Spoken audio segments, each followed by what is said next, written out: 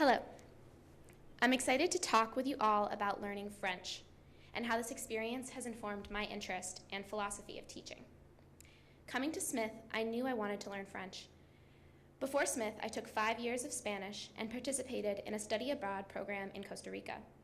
I love language learning because it has helped me to become a multimedia artist with my words. With the tools of paint, pencil, and charcoal, English, Spanish, and French, I feel that my thinking and my expression have become richer and more compositionally varied. During my junior year, I took a Smith course entitled Islam de France, or French Islam, with Professor Mack, who is the middle person right there, whose specialty includes immigration, gender, and sexuality in French politics and culture. Through music, poetry, literature, and historical writings, this course explored how Islam has developed in France and how religion interacts with French laïcité, or secularism. The summer before I took this course, I worked as a counselor at Camp Howe, a camp for all youth. Camp Howe serves all children, including those with a variety of special needs, diverse home environments, and socioeconomic statuses. As a camper, I vividly remember the positive impact my counselors had on me. That's a picture of me as a kid and then as a counselor. Every day at camp, I felt accepted and loved. Being a counselor was a transformative experience and led me to realize my passion for education.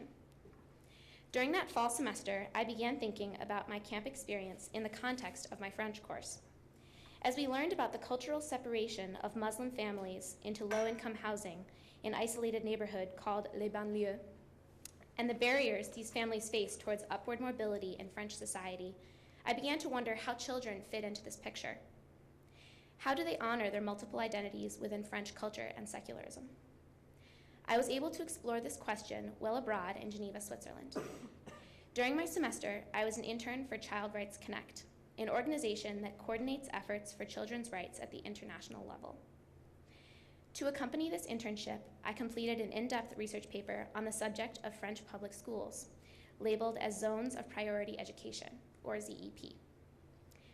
ZEP schools began as a national education reform to help students from, quote, disadvantaged backgrounds improve their standardized exam scores. In France, the pillars of the liberty, equality, and fraternity have guided public education since the end of the French Revolution. Public schools are intended to disseminate secular French values through students' academic development in the hope of treating everyone equally. However, ZEP schools, which are more numerous within areas of working-class populations, many of which are located in the banlieue, qualify for extra funds in the hopes of boosting scores. These areas are home to 50% of second and third generation Muslim youth and their families. Although Muslim students may enter the school environment with different linguistic and cultural backgrounds, they are held to the same neutral academic standards as all French students.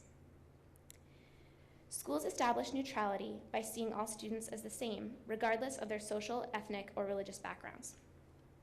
This includes enforcing French to be spoken at all times, teaching subjects that are congruent with French Republican values, banning religious symbols such as the Muslim foulard or hijab, and attributing French student failure to personal aptitude or attitude. For French Muslim students, I argue that attendance of a ZEP school further isolates them from French society and increases discrimination against this religious and cultural group.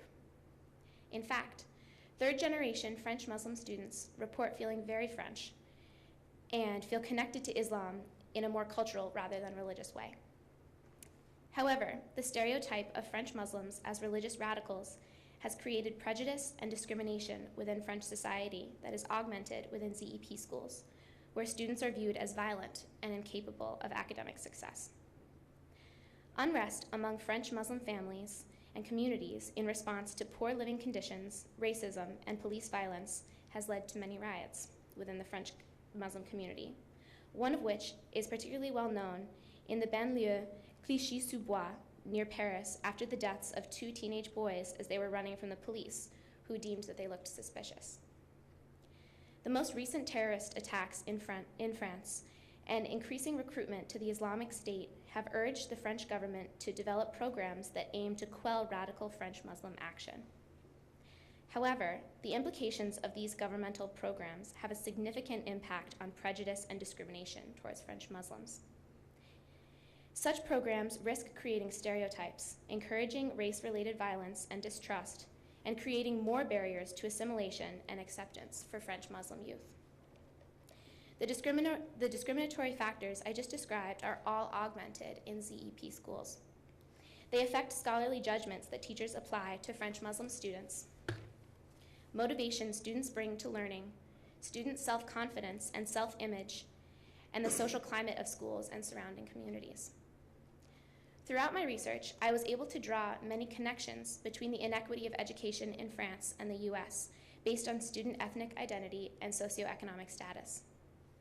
To better explore these connections, I chose to write my final paper for my intercultural and international education course in Geneva on La Raza, or ethnic studies, in Tucson, Arizona. The documentary, Precious Knowledge, was created to capture students' protests against the superintendent to keep Chicano-Chicana ethnic studies in the classroom and preserve students' rights to learn their history and the history of racism and inequity in the United States. This year, I'll be finishing my BA in Education and Child Study, and I will begin my Master's of Arts in Teaching at Mount Holyoke. Through studying comparative education between France and the United States, I learned the empowering nature of history and identity in education. Studying identity transforms the way students view their role in society and better equips them to participate in democracy and question authority.